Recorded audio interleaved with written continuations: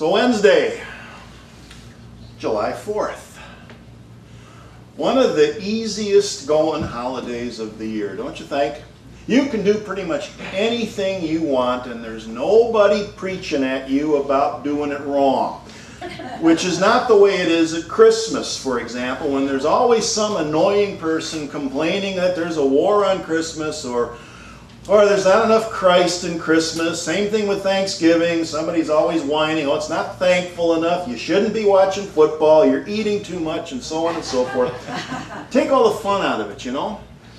But the 4th of July is different. You can do anything you jolly well please. Picnic, parade, party, fireworks, or none of the above. It's all good. You get to choose. Hot dogs or ribs, right? Potato salad or beans, nobody cares. There's no right or wrong way to do it. In fact, try to think of something you absolutely wouldn't serve on the 4th that you would on other occasions. I don't know, sushi? Oh yeah, come on. Yeah. Tacos? Bring it on. It's almost like we were celebrating freedom. I don't know, freedom. Right. Life, liberty, and the pursuit of happiness. Whatever floats your boat, whatever makes you happy, whatever those things look like for you. In fact, that's what it says in the Declaration of Independence. That's what we're really celebrating. Here's the line right here. We hold these truths to be self-evident that all men are created equal, that they are endowed by their Creator with certain unalienable rights, that among these are life, liberty, and the pursuit of happiness. You get to pursue happiness on the 4th of July. And there's also a serious side to the 4th. So we're going to get that out of the way here today before the parades, picnics, and fireworks. When I think of the Declaration of Independence, I come up against this giant paradox. It's sort of the way my brain works, you know. I think about these things and then poor Karen gets to listen to me work through them on our morning walks. But here's the paradox, okay? When they said all men are created equal, they intentionally meant to exclude women and people of color, African slaves, Native Americans. After saying all men are created equal, they drafted a constitution that specifically stated that a slave was only 3/5 of a person. And it left the question of voting up to the individual states, which at that time said that only property-owning or tax-paying white males could vote. That was only about 6% of the population. What was that phrase again? We hold these truths to be self-evident that all men are created equal. Self-evident, as in absolutely clear, obvious, unambiguous, everyone can see it and agree on it. And then the people who praised this as self-evident truth, well, we know that they owned slaves, right? They created a country in which it would take another 100 years or so to put an end to slavery, 150 years to stop the Native American genocide, and almost 200 years to make sure women and everyone else had the right to vote. Now I say all of this not to vilify the founders, and I don't want to let them off the hook either. You know, we have this tendency to want to defend their actions, which clearly didn't match up to their lofty ideals. We try to put a historical spin on it. We provide them with excuses like, well, they didn't know any better because that's what everyone believed back then.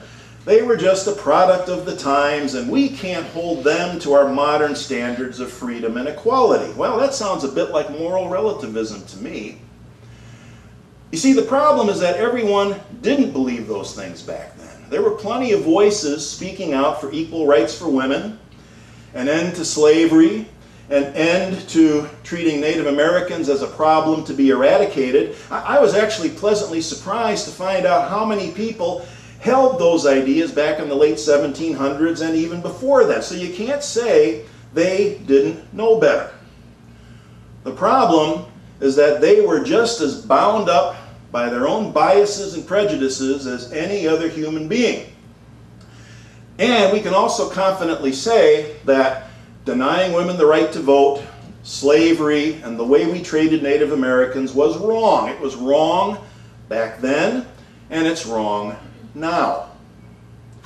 You know, wouldn't it be interesting if we could do something? Wouldn't it be interesting if we could jump forward in time 200 years and then listen in on how history has judged our time? And if we heard and listened and found out that we were being harshly judged by the folks 200 years in the future, I'd be willing to bet that in most cases we really wouldn't be surprised.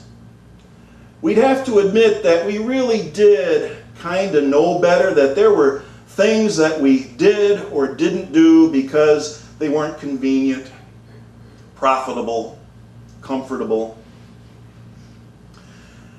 We've been working with this book recently called Enlightenment Now, and there's a line in the book that I think is appropriate for today. Steven Pinker says, "According to the Declaration of Independence, the rights to life, liberty, and the pursuit of happiness are self-evident."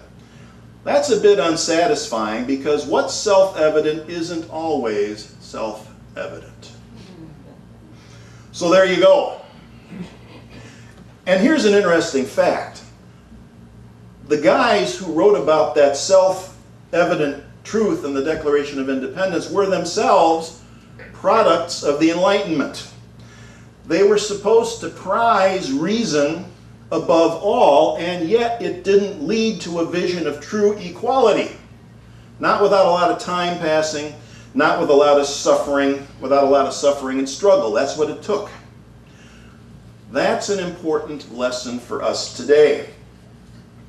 Reason is still an excellent tool, but it has to be used across the board. We have to apply it to our own most closely held opinions, beliefs, and ideas. Proper reasoning means we have to be prepared to disagree with ourselves. We have to be able to call ourselves on our own BS. We have to, heaven forbid, change a belief when it no longer conforms to the evidence.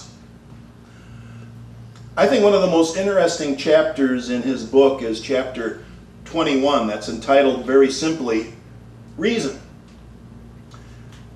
He talks about a study that was released in 2013 that was a real eye-opener for me.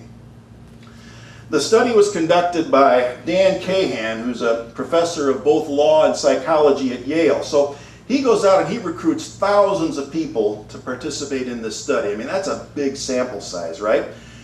And each person started out by answering a very basic questionnaire. The questionnaire was designed to get information about both their political beliefs and how good they were at understanding math and statistics. The technical term, by the way, for math and statistics skills is numeracy, all right? Numeracy. So after the basic questionnaire, then they got to the actual test. The subjects were asked to review the results of a study that was done to determine whether a certain skin cream was really effective at treating a rash, okay? Now, this wasn't a real study, but the subjects didn't know that, and they were given the results in number form, and then they were asked to determine, based on the numbers, whether the skin cream was effective or not. Now, the ones who got the right answer were the ones who came out higher on the numeracy scale during the initial questionnaire. They were able to spot certain relationships between the different numbers. It was basically a relatively simple ratio that led to the right answer. If you didn't understand ratios, then the numbers were misleading and you would get the wrong answer. All right? So the folks who got it right, they weren't geniuses. They just had better logic and math skills. Okay? That was phase one.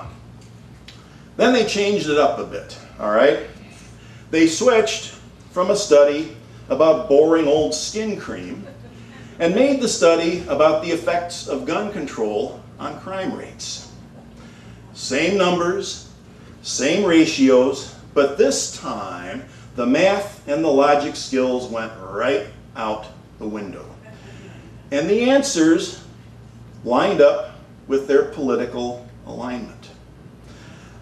the people with the logic and math skills, the ones who scored higher on the numeracy questionnaire, they would ignore the right answer based on the numbers and pick the wrong answer because it was the one that aligned with their political views.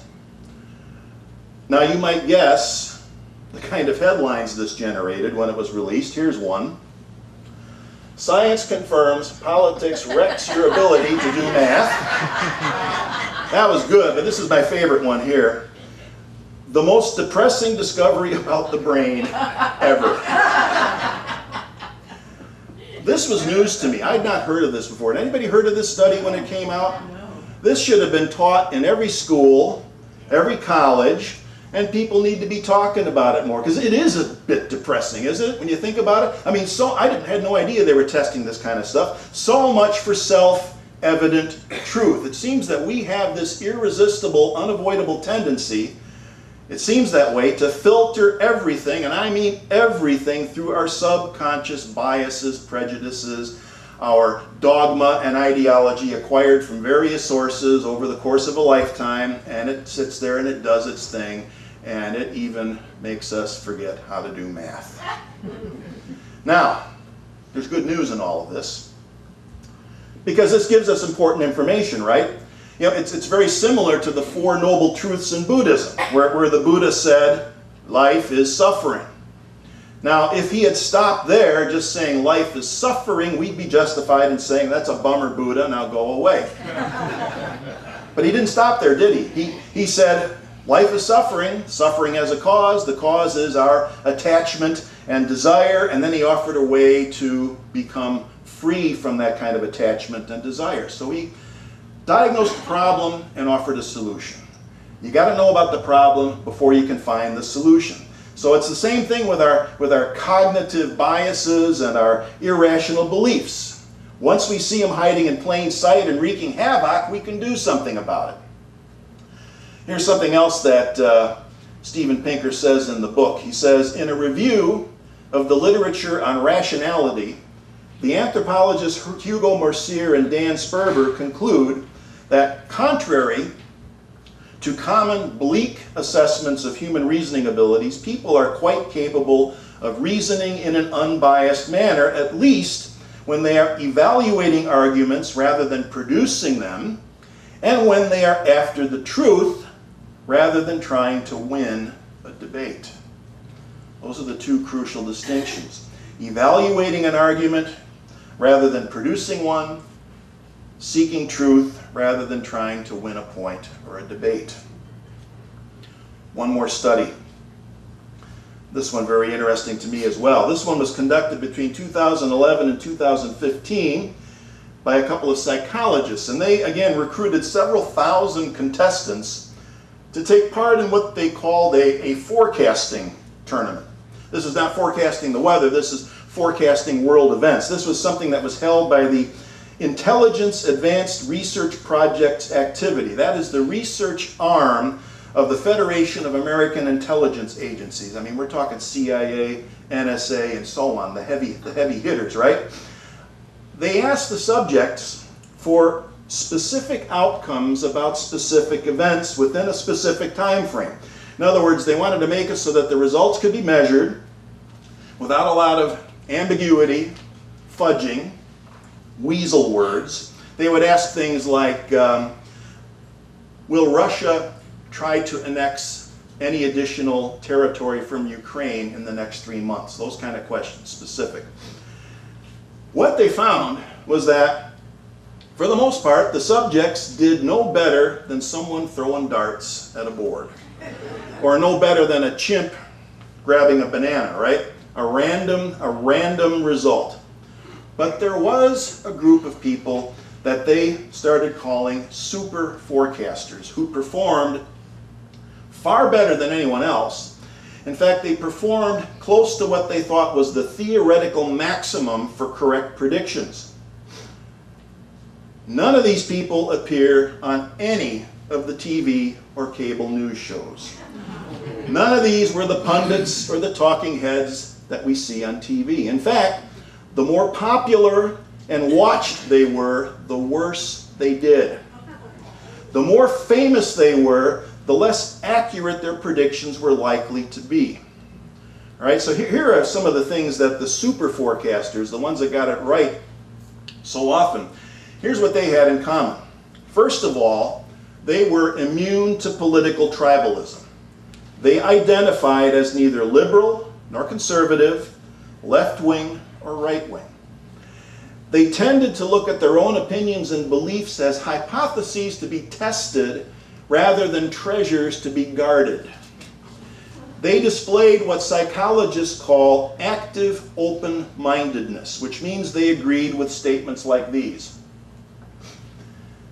People should take into consideration evidence that goes against their beliefs. It is more useful to pay attention to those who disagree with you than to pay attention to those who agree. Changing your mind is not a sign of weakness. It is more important to follow the evidence than defend your beliefs.